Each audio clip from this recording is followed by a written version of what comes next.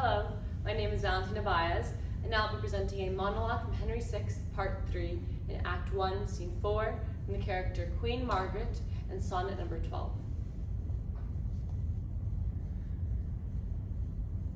Brave warriors, Clifford and Northumberland, come, make him stand upon this small hill here, that wrought had mountains with outstretched arms, yet parted but the shadow with his hand.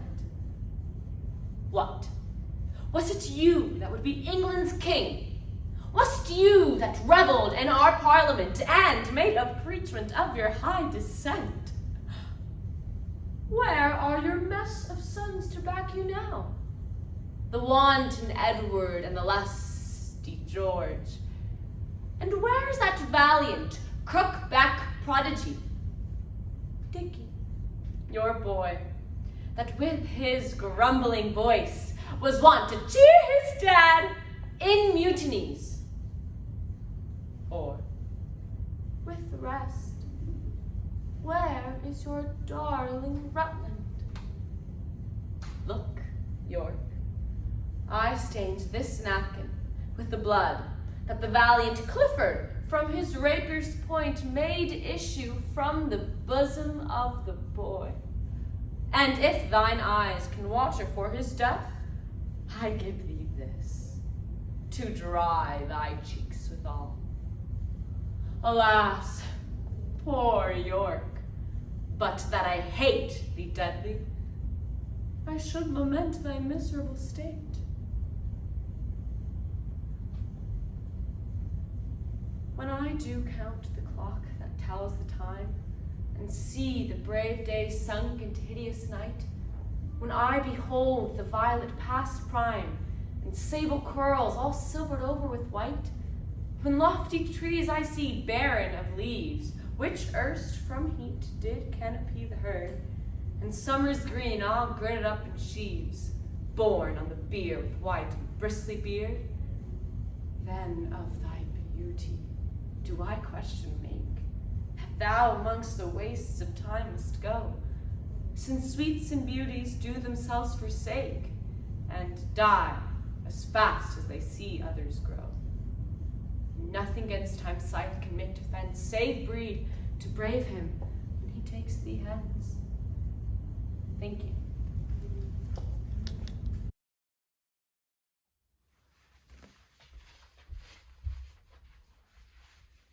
Hello, my name is Ian Gill. Today I'll be performing Shakespeare's Sonnet 29, as well as a monologue from Macbeth, Act 2, Scene 1, from the role of Macbeth. When in disgrace with fortune in men's eyes, I all alone beweep my outcast state, and trouble deaf heaven with my bootless cries, and look upon myself, and curse my fate, wishing me like to one more rich in hope, featured like him, with friends possessed, desiring this man's art or that man's scope, with what I most enjoy contented least. Yet in these thoughts, myself almost despising, haply I think on thee, and then my state, like a lark at break of day arising, from sullen earth sings hymns at heaven's gate, for thy sweet love remembered such wealth brings, that then I scorn to change my state with kings.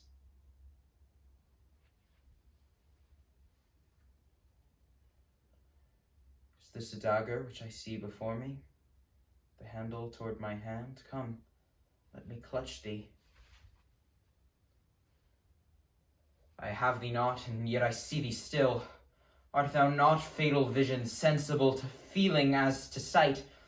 Or art thou but a dagger of the mind, a false creation proceeding from the heat-oppressed brain? I see thee yet, in form as palpable as this which now I draw. Thou marshalst me the way I was going, and such an instrument I was to use. Mine eyes are made the fools of the other senses, or else worth all the rest. I see thee still, and on thy blade in dudgeon gouts of blood, which was not so before. There's no such thing.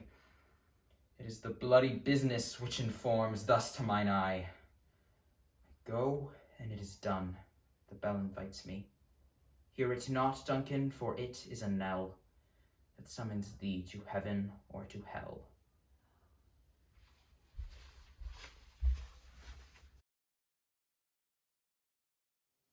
Hello, my name is Anya Peiss, and today I'll be presenting sonnet number 145 and Lady Macbeth's monologue from Macbeth, Act 5, Scene 1.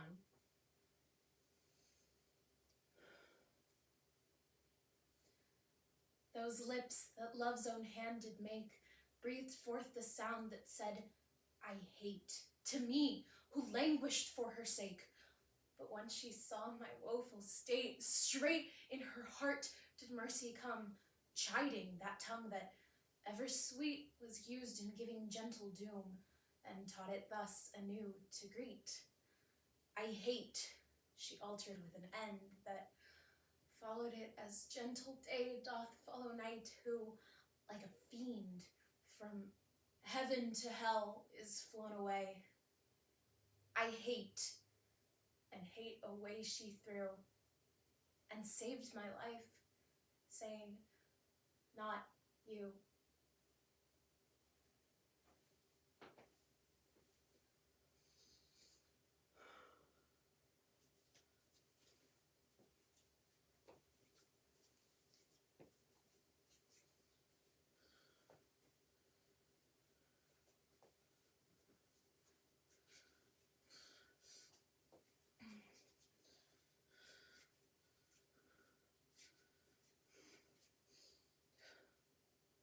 And yet, here's a spot.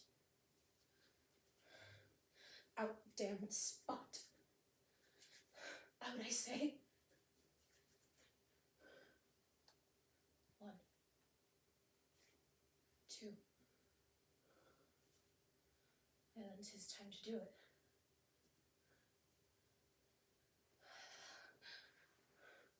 Hell is murky.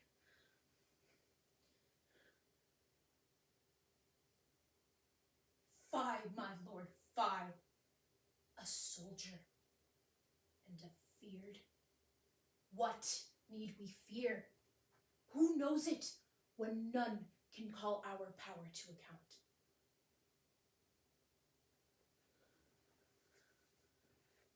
Yet who would have thought the old man to have had so much blood in him?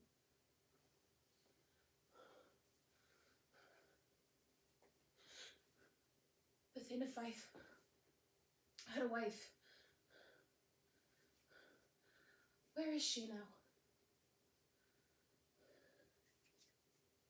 For what will these hands ne'er be clean?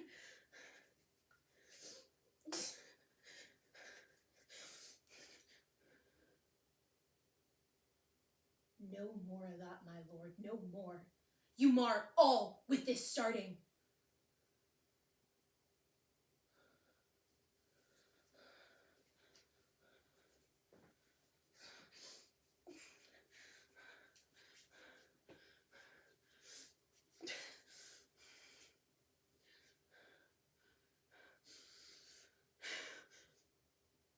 Yet here's the smell of blood still. All the perfumes of Arabia cannot sweeten this little hand.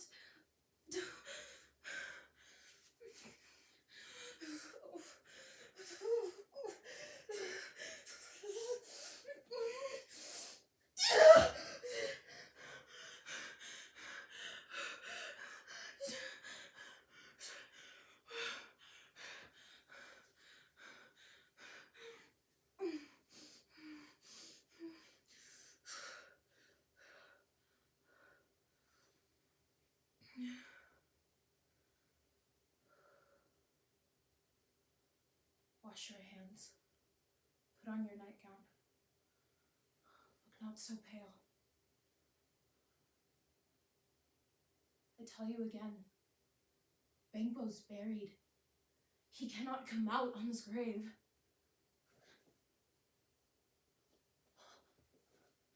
Come. There's a knocking at the gate. Take my hand.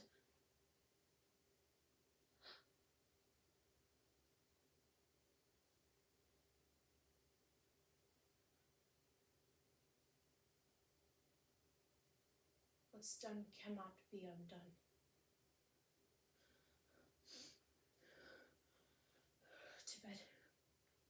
To bed. To bed.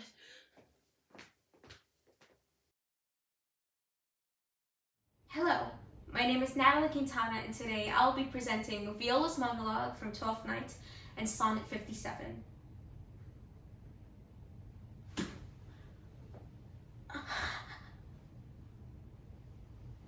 I left no ring with her. What means this lady? Fortune forbid my outside have not charmed her.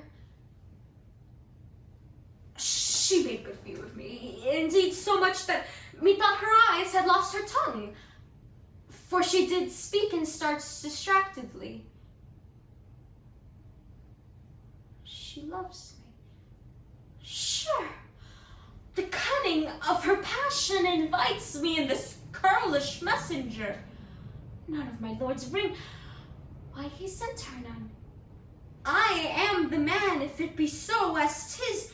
Oh, poor lady, she were better love a dream. Oh, disguise! I see thou art a wickedness wherein the pregnant enemy does much. How is Phage? My master loves her dearly, and I, poor monster, fond as much on him. And she, mistaken, seems to dote on me. What will become of this? As I am man, my state is desperate for my master's love. As I am woman, now, alas the day, what thriftless sighs shall poor Olivia breathe? Oh, time, thou must untangle this, not I. It is too hard a knot for me to untie.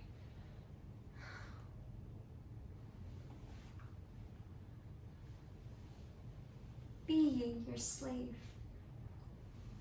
what should I do but tend upon the hours and times of your desire?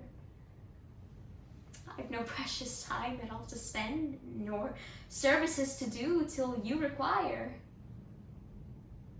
Nor dare I chide the world without an hour, whilst I, my sovereign, watch the clock for you.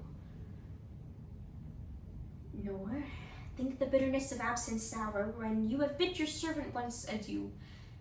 Nor dare I question with my jealous thought where you may be, or your affairs suppose, but like a sad slave, stay and think of naught, save where you are, how happy you make those. So true a fool is love, that in your will, though you do anything, he thinks no ill. Thank you. Hello, my name is Sophia Shire. I will be performing 2 contrasting monologues from Titus Andronicus as Tamara and Sonnet 54. Stay! Roman brethren, gracious conqueror! Victorious Titus, rue the tears I shed. A mother's tears and passion for her son, and if thy sons were ever dear to thee, oh, think my son to be as dear to me. Sufficeth not that we are brought to Rome to beautify thy triumphs, and return captive to thee and to thy Roman yoke, but must my sons be slaughtered in the streets for valiant doing in their country's cause? Oh, if to fight for kingdom commonweal were piety in thine, it is in these, Andronicus. Stain not thy tomb with blood. Wilt thou draw near the nature of the gods? Draw near them then, and being merciful. Sweet mercy is nobility's true badge. Thrice noble Titus, spare my firstborn son! Oh, how much more summer doth beauty see, by that sweet ornament which truth doth give. The rose looks fair, but fair we deem, for that sweet order which doth in it live. The canker blooms have full as deep a dye as the perfumed tincture of the roses, hang on such thorns and play as wantonly when summer's breath their masked buds discloses. But for their virtue only is their show. They live unwooed and unrespected, fade, die to themselves. Sweet roses do not so. Of their sweet deaths are sweetest odors made. And so of you, beauteous and lovely youth, when that shall fade, by verse distills your truth. Thank you. Hello, my name is Ethan Torres, and today I will be performing Benedict's monologue from Much Ado About Nothing, followed by Sonnet 130.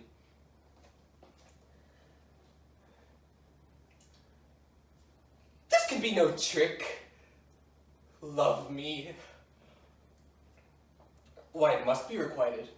They say the lady is fair, 'tis a truth I can bear them witness, and virtuous, 'tis so, I cannot reprove it, and wise, but for loving me, by my troth, it is no addition to her wit, nor no great argument of her folly, for I will be horribly in love with her. I may chance have some odd quirks and remnants of wit broken on me because I have railed so long against marriage, but doth not the appetite alter? A man loves the meat in his youth that he cannot endure in his age. Shall quips and sentences and these paper bullets of the brain awe a man from the career of his humor? No! The world must be peopled. When I said I would die a bachelor, I did not think I should live till I were married. Ooh, here comes Beatrice. By this day, she is a fair lady. I do spy some marks of love in her.